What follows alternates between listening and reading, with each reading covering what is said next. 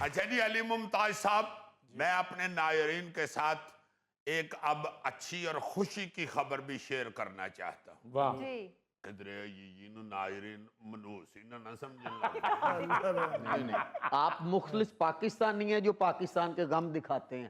نہیں، غم کے ساتھ ساتھ خوشیاں بھی دکھانی چاہیے نا، تاکہ لوگوں کو پتا ہو کبھی خوشی کبھی غم۔ ہاں ماشاءاللہ بڑا تو اڈا پی کرنے والے کھڈونے ارگا منہ ہے۔ تو خبری یہ ہے کہ برطانیہ والوں نے، برطانیہ حکومت نے ہماری ایئر لائنوں کو برطانیہ میں اترنے کی اجازت دے دی ہے۔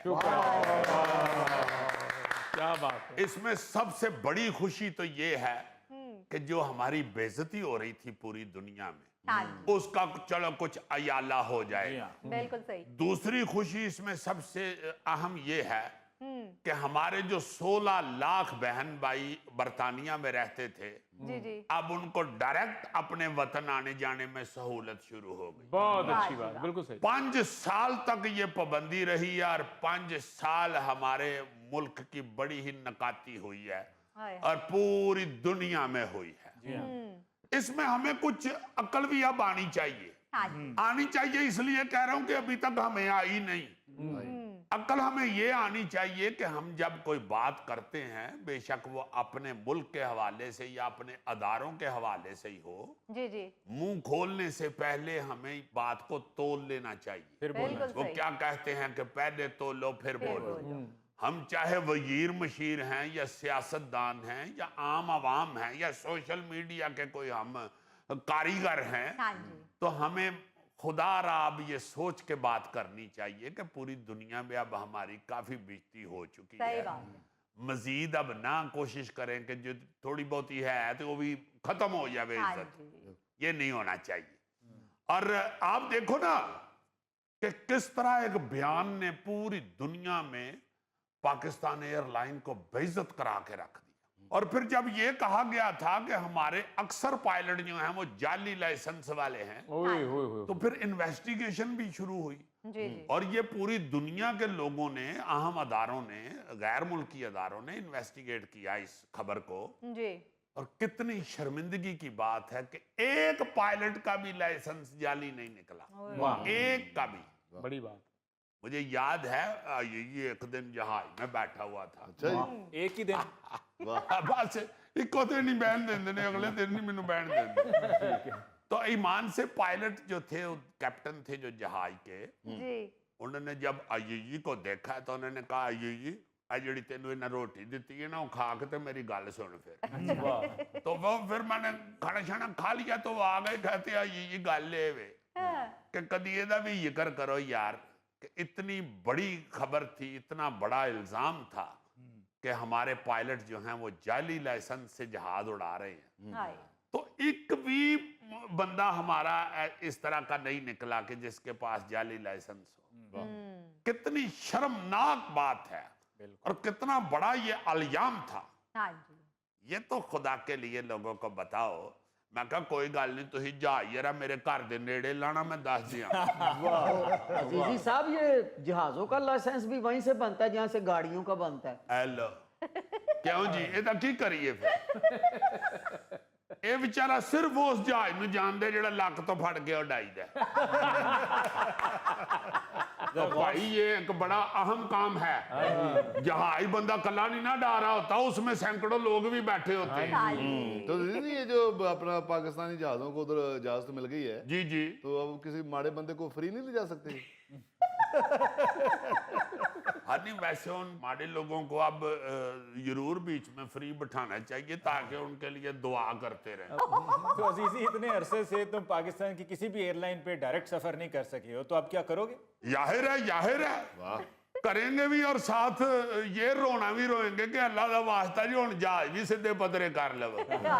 بڑی ہو گئی ہے یہ تو، چلو واقعی بہت غلطی تھی، بہت بڑی اور بڑی خطرناک یہ الزام لگانا، مگر ہمیں واقعی اپنی ایئر لائن کی حالت بھی ٹھیک کرنا۔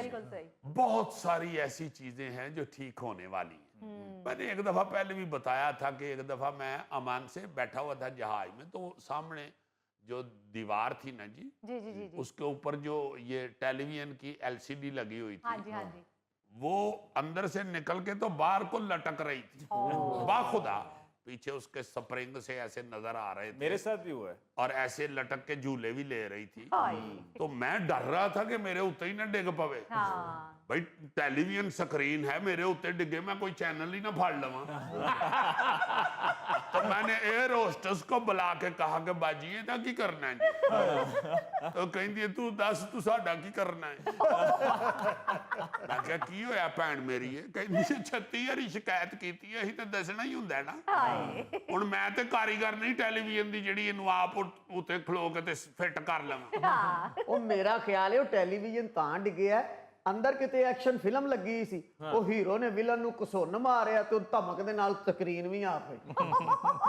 ਉਹ ਮਿੱਟੀ ਦੇ ਖਰਗੋਸ਼ਾ, ਕਦੀ ਫਿਲਮ ਦੀ ਲੜਾਈ ਨਾਲ ਵੀ ਸਕਰੀਨ ਡਿੱਗੀ ਹੈ। बहुत बेवकूफ है तुम जुल्फी। अंजुमन साहबा इतनी जोर से डांस करती रही हैं, कभी टीवी गिरा? ਨਹੀਂ ਟੀਵੀ राई साहब ने डांग फड़ के ते 100 बंदे नु कुटिया, कभी टीवी डिगिया? यार शुएब अख्तर ने दुनिया का सबसे जोरदार गेंद कराया है, क्या टीवी गिरा था? नहीं। ਜਦੋਂ ਡਿੱਗੀ ਹੈ ਤੇਰੇ ਵਰਗੀ ਵਿਕਟ ਹੀ ਡਿੱਗੀ ਹੈ। फिर कई और बेशुमार खामियां हैं यार, उनको दूर करें जो हमारे मुसाफिरों को बर्दाश्त करनी पड़ती हैं। सीटें इतनी बुरी हैं और इस कई सीटें फटी हुई हैं। फिर कई दोस्त बताते हैं कि अगर आप वो ले लें बिजनेस क्लास, नहीं अजीजी, बिजनेस क्लास अब हमारी एयरलाइन में किसी भी इंटरनेशनल रूट पे या डोमेस्टिक रूट पे नहीं होती, अब सिर्फ एग्जेक्टिव इकोनॉमी है, यानी कि इकोनॉमी से थोड़ा सा बेहतर। अब वो इसीलिए नहीं ना जी बिजनेस क्लास मानते कि हालत ही नहीं है बिजनेस क्लास वाली। आप भाई मुसाफिरों से तो बिजनेस क्लास का टिकट लेते हैं, तो इंटरनेशनल लेवल पे आपकी बिजनेस क्लास की सीट को बिजनेस क्लास माना ही नहीं जाता, क्योंकि उसकी हालत बहुत बुरी है। एक दोस्त बताता है कि मैंने बिजनेस क्लास, ये जो एग्जेक्टिव इकोनॉमी है, ये ले ली। कनाडा जा रहा था मैं, कनाडा की डायरेक्ट फ्लाइट चलती रही है। वो कहता मैं ना जी सीट लम्बिया पा के ते सौ गया। जब 4 घंटे बाद कहता मैं उठा ना तो मैं सीट ऊंची करूं, ऊंची ना हो। अब कहता मैं लेटा हुआ, मैं ऊंचा होने की कोशिश करा, मैं पता नहीं मेरा लक मारिया गया ऊंचा क्यों नहीं होया जा रहा। कहता फिर मैंने ऐसे लेटनी लेके तो इधर को उल्टबाई लगाई और उठ के गया मैं अंदर। मैं जाके अंदर दसिया एयर होस्टेस नु कि बाजी मेरी सीट डिग पई। उसने फिर जो को मर्दाना था ना जी जहाज का बंदा, उसको बुलाया। उसने आगे पता नहीं कहता पौना को घंटा कारीगरी लड़ाई ते फिर सीट उच्ची की ते नाल ओ हसदा भी जाए ते नाल मैनू हौसला भी देई जाए कि फिक्र ना करो, इंज कई बारी हो जाता। क्योंकि कहता मैं तो उसके सराहने डरा हुआ खड़ा था कि कहीं मेरे पे ना मुद्दा डाल दे कि तुम्हारे सोने की वजह से हमारी सीट खराब हो गई। हालांकि सुता पिया केड़ा बेचारा खाब च थोड़े चलांदा रहा। अजीजी, you know मैं भी इंटरनेशनल पैसेंजर